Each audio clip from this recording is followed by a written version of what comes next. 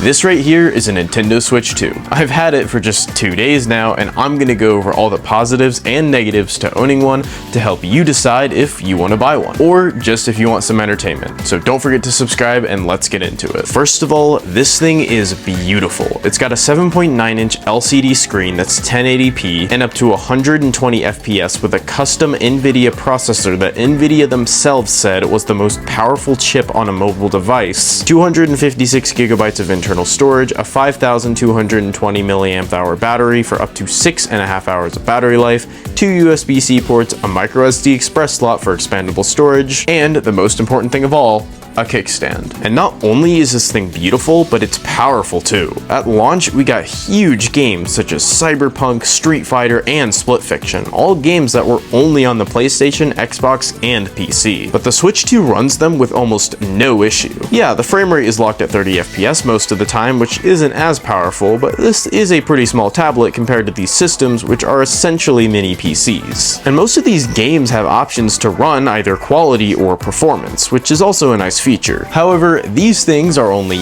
issues, which even then I wouldn't consider them as such, when talking about non-Nintendo games. Because Nintendo's launch title for the system, Mario Kart World, looks and runs fantastic on this thing. I had no issues with the graphics, resolution, or frame rate. The controls are buttery smooth, and overall, this is a very solid Mario Kart game. Speaking of which, let's talk about the controllers. The system launched with 3 controllers, the Joy-Con 2, the Pro Controller, and the GameCube Switch Online controller. Let's talk about these Joy-Con first, because these are excellent. The original Switch's Joy-Con didn't really feel like controllers, as soon as the Pro Controller came out, I did my best to avoid using them because of how small they were. They were only comfortable to use in handheld mode, and even then it was difficult due to my larger hand size. However, all of these issues have been fixed with the second generation of these controllers. Everything about them is larger, they attach to the system in a much more elaborate way, they have more features, and most importantly, they're comfortable. The Switch 1 in handheld mode feels more like a toy, whereas the Switch 2 feels like a device. Because not just with the Joy-Con, but the build quality of this thing is leagues better than the original Switch and even the OLED. My only gripe with the Joy-Con is that the D-pad is still not an actual D-pad, but again, the larger form factor and buttons make it so much more tolerable than the original Switch. And using these things with the grip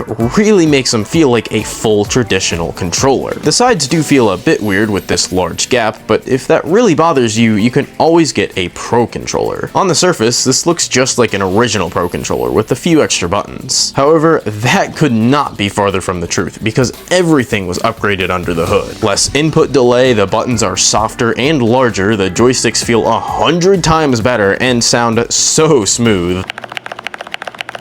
And the D-pad actually works. Overall, these controllers are great upgrades, especially the Joy-Con. However, there's still one more controller that launched with the system, that being the GameCube controller. And honestly, there's not much to say about it. It feels just like the real thing, has all the buttons you need to use it in modern games, and even has motion control. It's still a great controller even in 2025. Let's move on to some of the complaints of this thing though, and that's mainly the things that didn't really change. With console launches, one aspect that gets people really excited is how the new menus will look, the sounds, controllers, design, it all changes. With the Switch 2, it really wasn't that big of a leap in terms of design. They took what wasn't broken about the original Switch and tweaked things to be different, but mostly the same. Menus are similar, sounds are slightly different, even the placement of things is almost identical, but then the things that needed changing, like the build quality or the eShop, got the respective upgrades that they deserve. Look at this, almost zero lag here. And when I plugged in an Ethernet cable to download all these games, it was very quick. Same with the menu, it feels so much smoother than before. Also, look at this.